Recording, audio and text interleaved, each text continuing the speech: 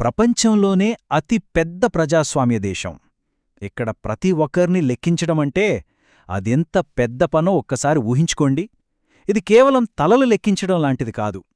భారతదేశం తన 2027 జనాభా గణన కోసం ఎలా సిద్ధమవుతోందో, దాని వెనుక ఉన్న ఆ భారీ ప్రణాళిక ఏమితో ఇప్పుడు చూద్దాం. అవును గదా, ఇదే అసలు ప్రశ్న. 140 కోట్ల మంది. ఈ నెంబర్ వింటేనే మనకు ఆశ్చర్యంగా ఉంటుంది. మరింతమందిని ఎలా లెక్కిస్తారు? ఇది కేవలం ఒక సంఖ్య కాదు. ఇది ఒక దేశాన్ని, దాని ప్రజలను, వారి జీవన విధానాన్ని అర్థం చేసుకోవడానికి చేసే ఒక అద్భుతమైన ప్రయత్నం. మరి సవాలును ఎలా స్వీకరిస్తున్నారో చూద్దాం. ఈరోజు మన విశ్లేషణకు ఆధారం ఇదే. చూస్తున్నారు కదా, ఇది 2027 జనాభా గణన కోసం తయారుచేసిన అధికారిక మాన్యువల్. ప్రపంచంలోనే అతిపెద్ద జనాభా లెక్కింపు ప్రక్రియకు ఇదే బ్లూప్రింట్. దీనిలో ఏముందో వివరంగా చూద్దాం. సరే, ఈరోజు మనం ఏమేం విషయాలు తెలుసుకోబోతున్నామో చూద్దాం. ముందుగా భారతదేశపు గొప్ప గణన గురించి, ఆ తరువాత కాగితం నుంచి పిక్సెల్స్కి ఎలా మారుతోందో చూస్తాం. అలాగే ఇంటి గడప దగ్గర ఈ లెక్కింపు ఎలా జరుగుతుంది, ఈ డేటా మన దేశాన్ని ఎలా తీర్చిదిద్దుతుంది, ఇంకా భవిష్యత్తుని ఎలా లెక్కిస్తున్నారో కూడా చర్చిద్దాం.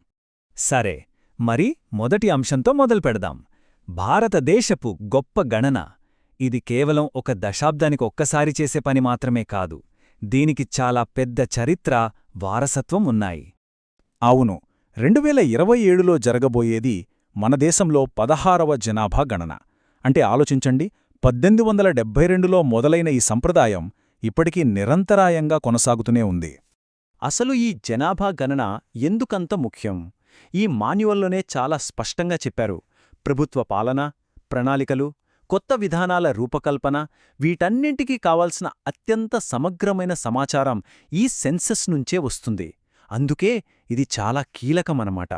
సరే, దీని ప్రాముఖ్యత తెలిసింది కదా.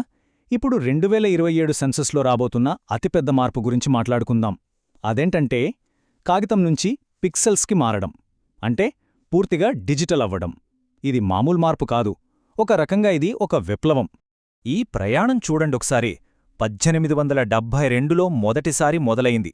2011 వరకు కాగితం మీదనే జరిగింది. కాని 2027లో చరిత్ర సృష్టించబోతున్నాం. మొదటిసారి పూర్తిగా డిజిటల్ ఫస్ట్ జనాభా గణనతో. దాదాపు 150 ఏళ్ల పాత పద్ధతికి మనం గుడ్ బై చెప్పేస్తున్నాం. పాత పద్ధతికి, కొత్త పద్ధతికి మధ్య తేడా ఏంటో ఇక్కడ స్పష్టంగా చూడొచ్చు.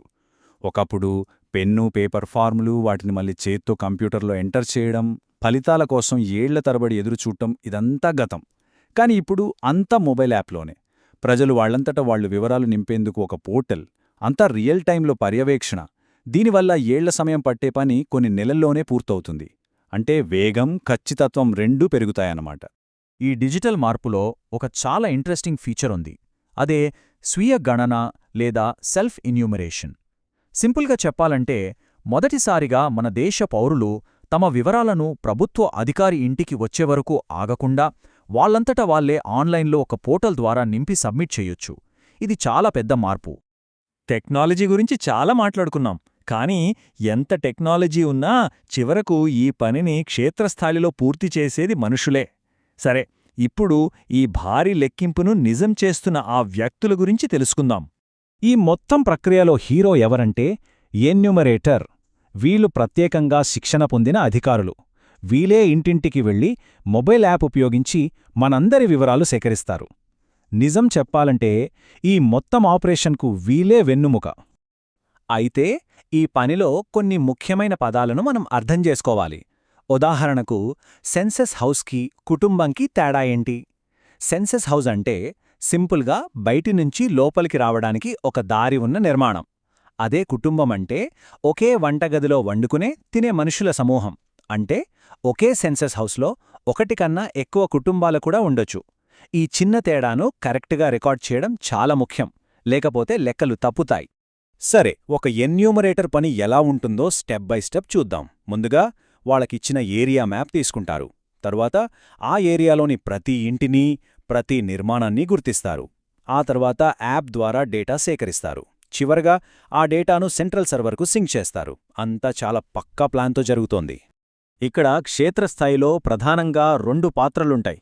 ఒకటి యునిమరేటర్, రెండోది సూపర్వైజర్. యునిమరేటర్ ఇంటింటికి వెళ్లి డేటా సేకరిస్తారు. ప్రతి 5 లేదా 6 యునిమరేటర్ల మీద ఒక సూపర్వైజర్ ఉంటారు. వాళ్ళు డేటా క్వాలిటీని, ఖచ్చితత్వాన్ని నిర్ధారిస్తారు. ఈ రకమైన పర్యవేక్షణ వల్ల డేటాలో తప్పులు దొర్లే అవకాశం చాలా తక్కువ. ఇంతకీ ఇంత కష్టపడి ఈ డేటాని ఎందుకు సేకరించాలి? దీనివల్ల ఉపయోగమేంటి? ఎందుకంటే ఈ డేటా కేవలం అంకెలు కాదు. ఇది మన దేశ భవిష్యత్తును తీర్చిదిద్దే ఒక శక్తివంతమైన సాధనం. ప్రతి ఒక్క సంఖ్య ఇక్కడ చాలా ముఖ్యం. అసలు ఏమేం సమాచారం సేకరిస్తారు? మన వయస్సు, లింగం వంటి ప్రాథమిక వివరాలతో పాటు మన చదువు, అక్షరాస్యత, మనం చేసే పని, మనం ఒకచోటినుంచి మరోచోటికి వలస వెళ్లామా లేదా అనే వివరాలు. అంతేకాదు, మనం నివసించే ఇంటి పరిస్థితులు, ఇంట్లో మరుగుదొడ్డి ఉందా, వంట గ్యాస్ వాడుతున్నామా, ఇంటర్నెట్ సౌకర్యం ఉందా, ఇలాంటి చాలా విషయాలు అడిగి తెలుసుకుంటారు. మరి ఈ డేటాతో ఏం చేస్తారు? ఇదే అసలు కీలకమైన విషయం. ఈ డేటా ఆధారంగానే ప్రభుత్వాలు కొత్త విధానాలను, సంక్షేమ పథకాలను రూపొందిస్తాయి. ఏ ఊరికి కొత్త స్కూల్ కట్టాలి, ఏ ప్రాంతంలో హాస్పిటల్ అవసరం, ఎక్కడ మంచినీటి సౌకర్యం కల్పించాలి, ఇలాంటి ఎన్నో నిర్ణయాలు ఈ డేటా బట్టే తీసుకుంటారు. చివరకు మన ఎంపీ, ఎమ్మెల్యే నియోజకవర్గాల సరిహద్దులను మార్చాలన్నా కూడా ఈ జనాభా లెక్కలే ఆధారం. అంటే కరెక్ట్ డేటా ఉంటేనే ప్రభుత్వాలు ప్రజల అవసరాలకు తగ్గట్టుగా వేగంగా స్పందించగలవు అన్నమాట. సరే, ఇక ముగింపుకు వస్తున్నాం. ఈ కొత్త డిజిటల్ పద్ధతి వల్ల భవిష్యత్తులో మన దేశ డేటా కథ ఎలా ఉండబోతోందో ఒక్కసారి చూద్దాం. ఒకప్పుడు డేటా కోసం ఏళ్ల తరబడి వేచి చూసేవాళ్లం. కాని ఇప్పుడు డేటా దాదాపు తక్షణమే అందుబాటులోకి రాబోతోంది. ఇలాంటప్పుడు ఒక దేశం తన భవిష్యత్తును చూసే తీరు, దాన్ని తీర్చిదిద్దుకునే విధానం ఎలా మారుతుంది? ఈ ప్రశ్న గురించే మనం ఆలోచించాలి. దీనితో ఈ విశ్లేషణను ముగిద్దాం.